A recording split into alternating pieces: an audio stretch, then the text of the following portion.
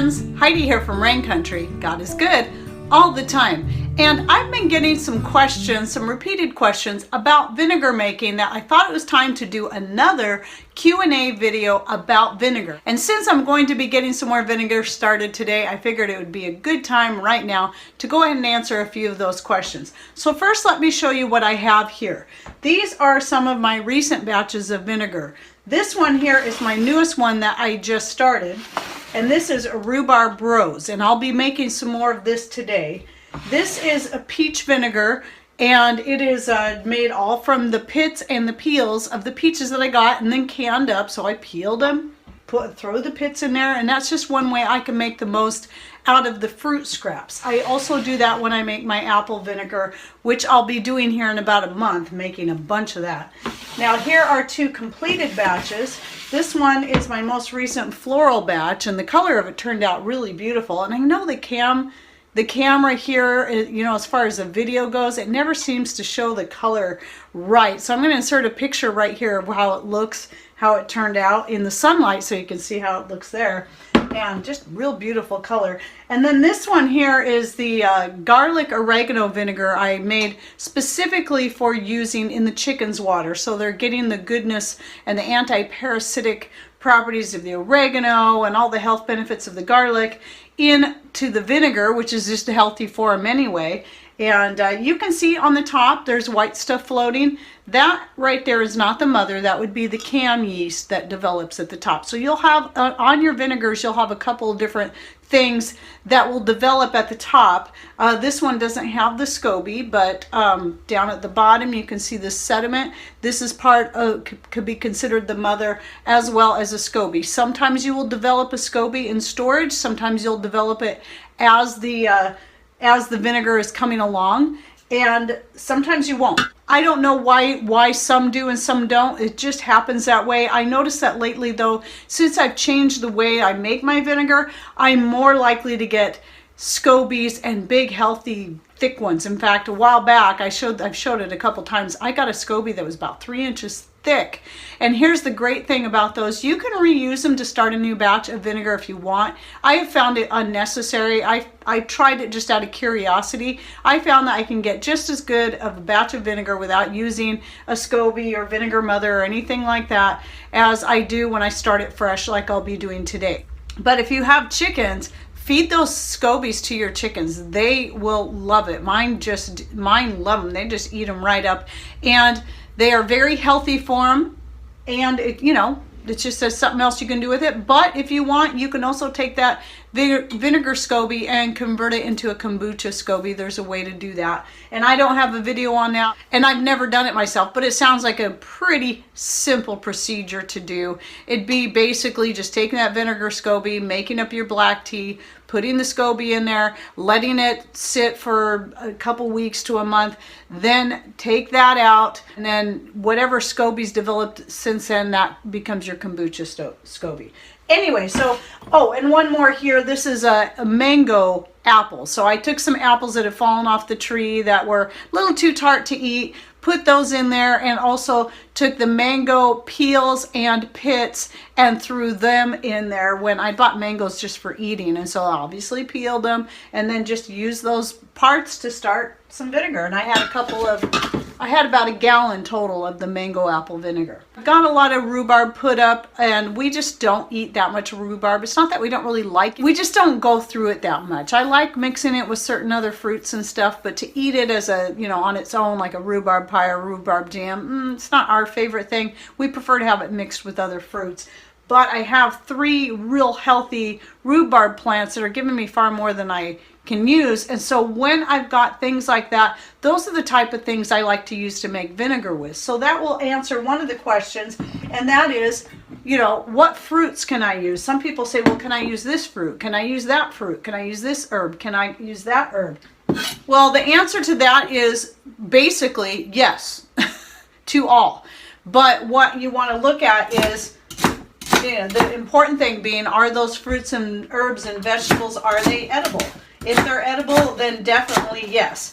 Even if you're going to be making your vinegar for a cleaning vinegar, I still recommend going with something that you know is edible, because especially if you're like me and you're making vinegars out of whatever comes, whatever you've got extra of or whatever scraps you have, then you don't want to get your vinegars mixed up and maybe use one that might be made out of something that could be toxic, and then have, use that instead of using it as a cleaning vinegar, you end up using it as a salad dressing because you got them mixed up. So again, that's why I recommend, just as long as it's edible, yes, you can do it.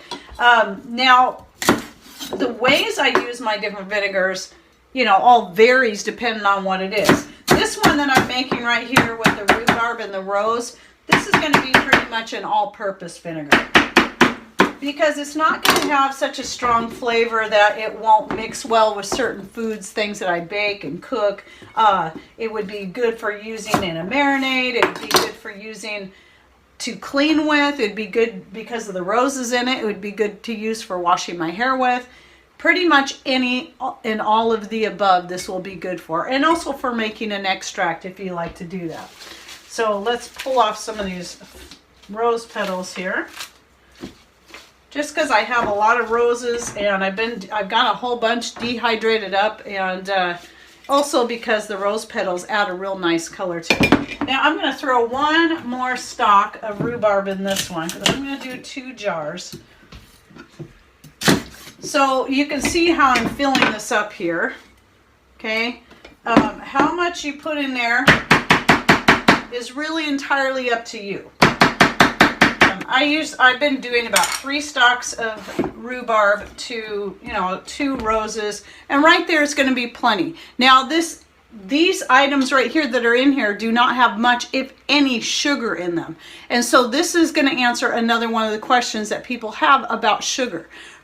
A lot of people because we're in such a sugar phobic society right now, which is understandable because we do consume, especially as Americans, and I'm guessing those in maybe Canada and the UK, consume way too much sugar as it is. Most of the store-bought processed foods you buy, you probably don't even realize are packed with sugar. Things that you wouldn't think would have sugar in them have sugar in them. And so that's, too much sugar is, causing weight problems, it's causing gut problems and all that, and especially if it's genetically modified sugar. However, when you're making vinegar, you have to have sugar. You have to have some type of sugar. And yes, honey will work. Honey works, even raw honey. It does not, even though raw honey can kill off bad bacteria, it's not going to kill off the good bacteria and yeast that you need in order to get a good vinegar going. I've never made vinegar with honey, only because honey is more of a precious commodity to me that can be expensive. Even if it's given to me, I'm going to save it for certain other things. I'm not going to make vinegar out of it, because to me I'd be wasting it using it to make vinegar. Because here's the deal. The sugar, you've got to have sugar or you cannot have vinegar. Or you can have another simple carb, like say you use just pure potato juice or something like that. That's one way to make vinegar. But it's got to be a lot of carbs in there if you're going to use potatoes. You have to use something that's very high in carbs, your simple carbohydrates, in order for this to happen. And most commonly, sugar is going to be the thing. So typically, like if you're using a straight fruit juice, especially if it's a very sweet type fruit, you can probably do that without adding any extra sugar to it. But typically when we're making vinegars, we're usually using things like apple peels and cores, and we're throwing it into the water. And so the amount of sugar that you put in there is going to be dependent on the amount of sugar that is in the items that you're putting in there and how much. So if you're filling your jar halfway full of apple cores and peels, then you might want to put it, in a half-gallon jar like this, you might want to put up to a half cup of sugar. If you're filling it all the way up with your peels and cores, you might want to put only a quarter cup of sugar. You can still safely put a half cup of sugar. One thing to remember is the more sugar, the stronger the vinegar. However, just like with the wine making, you don't want too much sugar to start off with, because too much sugar can prevent it from fermenting like it needs to in the first place. So that would be the only reason of being careful right at the top, right at the beginning. But if you want it really strong, and you're not sure, let's say you've got your jar full of peels and cores of apples or something like this, you know, start off with this. I'm going to put a half cup of sugar in because there's pretty much no sugar in this. But let's say this was fruit. Maybe you could start off with a quarter cup of sugar, and then about 1 week to 2 weeks in, I would say 1 week in, once it's bubbly and it's going good, then add another quarter cup of sugar. Either way, you do have to have sugar. It's a common mistake that people think that they can do it without sugar, but you're not going to get a good vinegar if you don't have it in there. So I'm going to go ahead and add in my organic cane sugar. Don't use your just a sugar that's labeled as white sugar, because then you know it's going to be genetically modified because it's coming from genetically modified sugar beets. So I'm going to throw in just a tad more. And now, I have never tried making it with coconut sugar. Now, my concern with the coconut sugar would be, first of all, it is a lot more expensive than the cane sugar. And I, just like with the honey, I wouldn't want to waste it on making the vinegar. But anything that's going to be really high in minerals, such as molasses, for instance, could possibly affect the ferment process. It can cause it to slow down and maybe even come to a complete stop. So I would think you could use a certain amount of coconut sugar and even a certain amount of molasses, as long as you're careful not to put too much.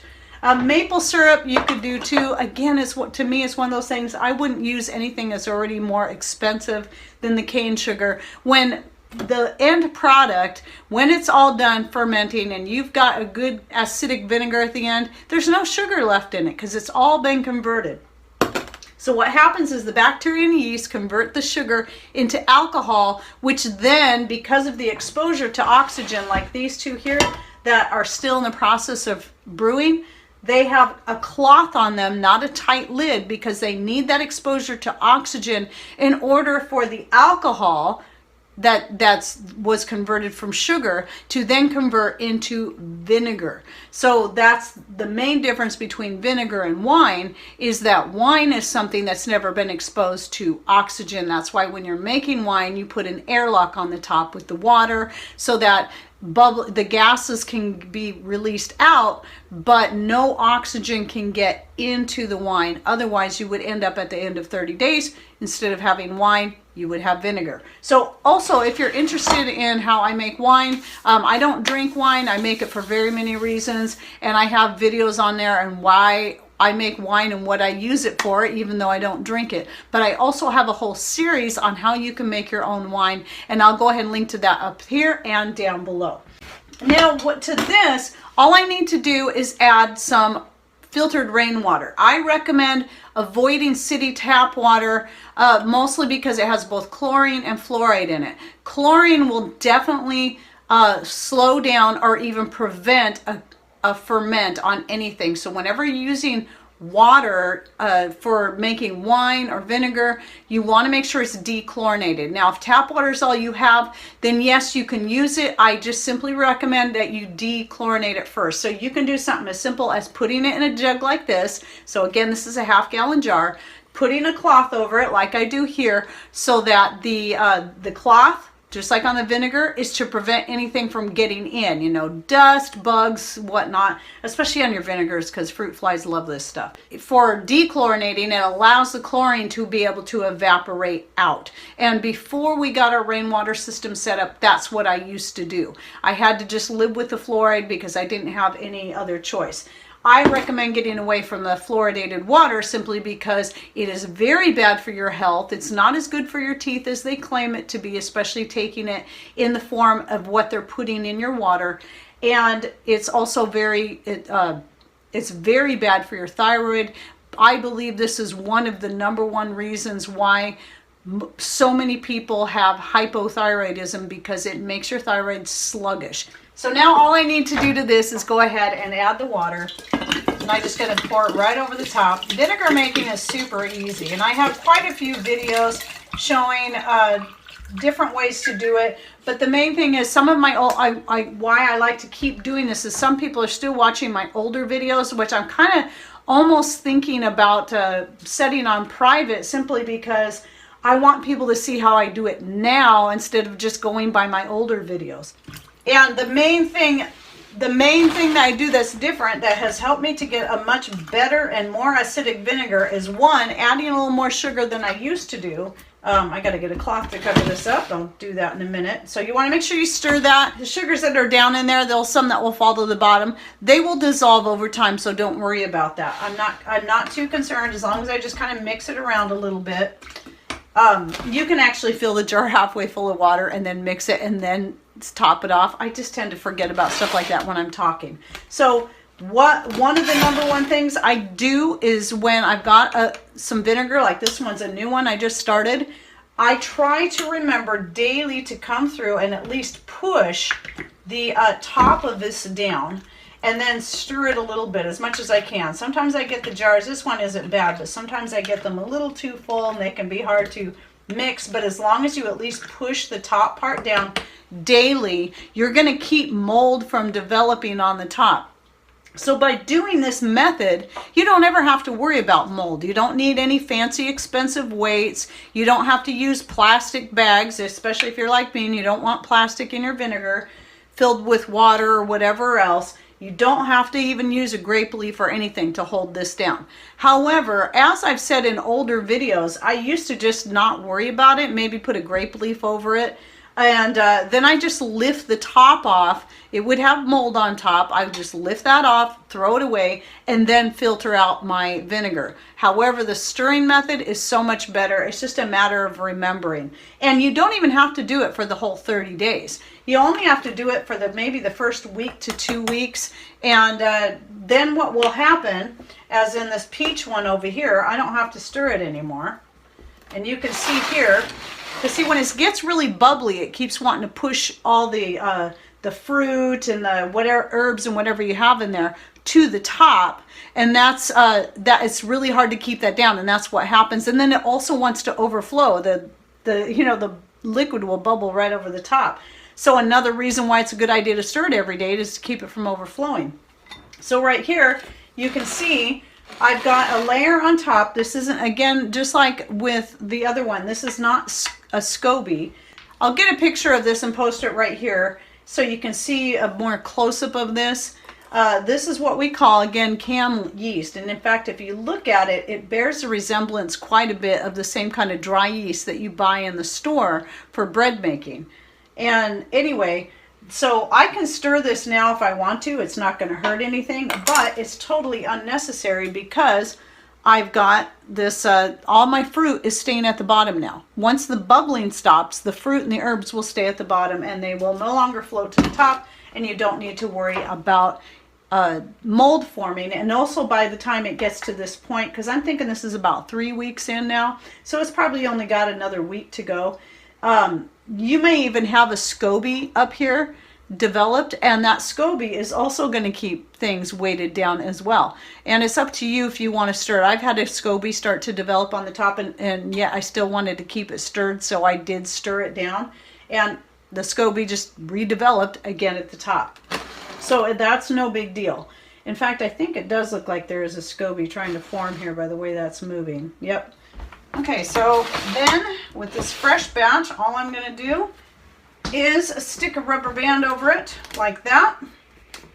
And then tomorrow, I don't need to stir it today, but tomorrow I'll need to remember to check on it and stir it. But even if it sits for the first couple of days, it usually doesn't get bubbly until about the 3rd day. And that's when you want to make sure you start stirring it down, because that's when the fruit's going to start sticking up out of the top of the liquid.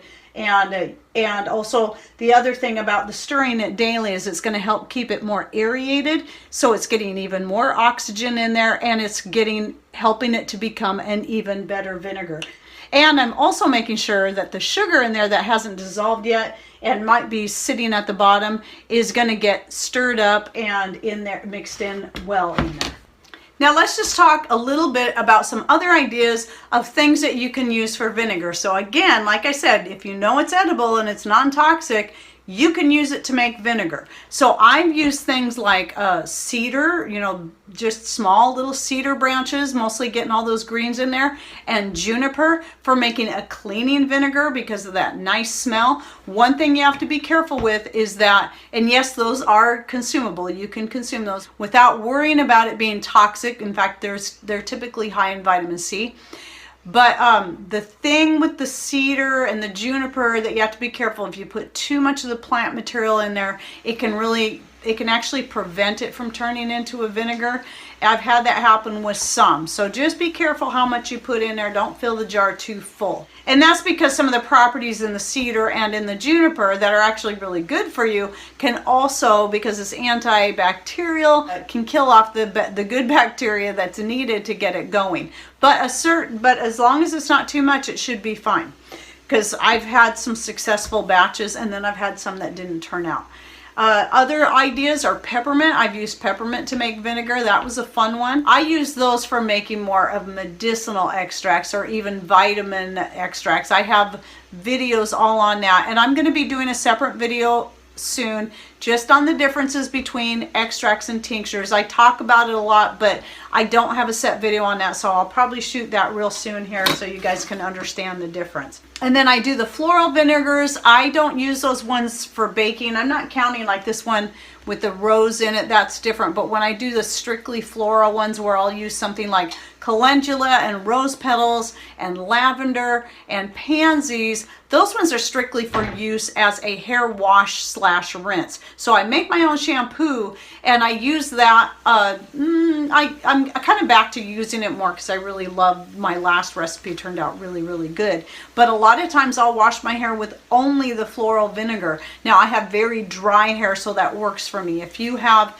very oily hair, I recommend you still use some kind of homemade shampoo or even just a homemade bar soap that's made out of something really soft like a hemp seed oil or flaxseed oil. Those ones are really great for washing your hair with. But anyway, the reason I don't use those for cooking is because of the lavender. If it wasn't for the lavender, which has a very strong flavor and scent to it that to me is very perfumey, I don't like that flavor in my food. Some people may, I personally don't. So I wouldn't use that for cooking with in any way. But you can if you want. It's totally safe and non-toxic and lavender is very good for you. But that's what I make my floral ones like this one here. This one has all the flowers I mentioned, and most of the color you can see is coming from the combination of the rose petals and the lavender flowers. That's giving it a nice kind of burgundy, bright burgundy color. And so that's what I use those for. And then things like, I have a video on there how to make your own citrus vinegar from scratch, not just buying white vinegar and throwing orange citrus peels in there. I'm talking about making it from scratch, using your citrus.